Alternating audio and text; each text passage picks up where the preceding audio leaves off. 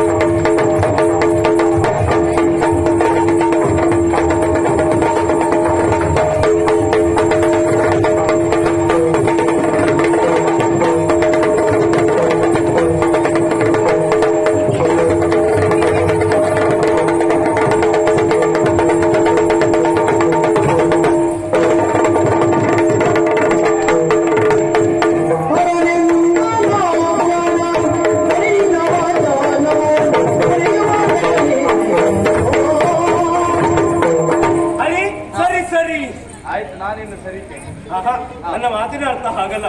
ನೀನು ಹೇಳಿದೆಯಲ್ಲ ಸೃಷ್ಟಿ ಮಾಡುವುದಕ್ಕೆ ಒಂದು ಕ್ಷಣ, ಅದನ್ನು ನನಗೆ ಲಯ ಮಾಡುವುದಕ್ಕೆ ಮತ್ತೊಂದು ಕ್ಷಣ. ಆದ್ರೆ ಪಾಲನಾಕಾರಿ ಎನ್ನುವುದು ಹಾಗಲ್ಲ. ಸೃಷ್ಟಿಯಿಂದ ಲಯದವರೆಗೆ ಪಾಲನಾಕಾರಿ ಕಾರ್ಯ ಎನ್ನುವುದು ದೀರ್ಘವಾದದ್ದು, ಅದೇ ಕಷ್ಟಕರವಾದದ್ದು ಎನ್ನುವ ಹಾಗೆ ಆ ನಿನ್ನ ಮಾತನ್ನ ಸರಿ ಅಂತ ಹೇಳಿದೆ. ಆ ನಿನ್ನ ಮಾತನ್ನು ಹೋಗ್ತೇನೆ. ಎರಡನೇ ಸರಿಯಾರಿಗೆ ಓ ಆ ಬ್ರಹ್ಮನಿಗೆ ಆದ್ರಿಂದ ಹಿಂದೆ ಸರಿ ಎನ್ನುವ ಹಾಗೆ. ಆದರೆ ಅವ ನಾನೇ ಹಿರಿಯ ನಾನೇ ಶ್ರೇಷ್ಠ ಎನ್ನುವ ಹಾಗೆ ಅಹಂಕಾರದಿಂದ ಮೆರೆದಾಡ್ತಾ ಇದ್ದಾನೆ. ನಮ್ಮಲ್ಲಿ ವಾದಕ್ಕೆ ಮುಂದಾಗಿದ್ದಾನೆ. ಈಗ ನಾನು ಹೋಗಿ ಮಾತನಾಡಿದ್ರೆ ಏನಾಗ್ತದೆ? ನನಗೆ ಬರ್ತದೆ ಸಿಟ್ಟು, ಹೋಗಿ ಹಿಡಿತೇನೆ ಅವನ ಜುಟ್ಟು, ಕೊಡ್ತೇನೆ ನಾನು ಪೆಟ್ಟು. ಅದು ಬೇಡ. ಹಾಗೆ ಆಗ್ಬಾರ್ದು ಅಂತ ಆದ್ರೆ ನಾನೊಂದು ಉಪಾಯ ಹೇಳ್ತೇನೆ. ಏನು? ಈಗ ನಿನ್ನ ಸ್ವಭಾವ ಪಾಪದ್ದು, ಆದ್ರೆ ನನಗಾಗಲ್ಲ, ಸಿಟ್ಟು ಜಾಸ್ತಿ. ಈಗ ಪಾಪ ಮತ್ತೆ ಸಿಟ್ಟು ಒಂದಾಗಬೇಕು. ಅಂದ್ರೆ ನಾನು ನಿನ್ನಲ್ಲಿ ಐಕ್ಯನಾಗ್ತೇನೆ, ಕಾಲ ಕಾಲಕ್ಕೆ ಬೇಕಾದ ಹಾಗೆ ನಿನಗೆ ನಾನು ಒಳಗಿಂದ ಪ್ರಚೋದನೆಯನ್ನ ಕೊಡ್ತೇನೆ. ಆಗ ನಾವಿಬ್ರು ಒಂದಾಗಿ ಇವನಿಗೆ ಸರಿಯಾದ ಪಾಠವನ್ನ ಕಲಿಸಬಹುದು. ಹೌದಾ? ಆದೀತಂತೆ.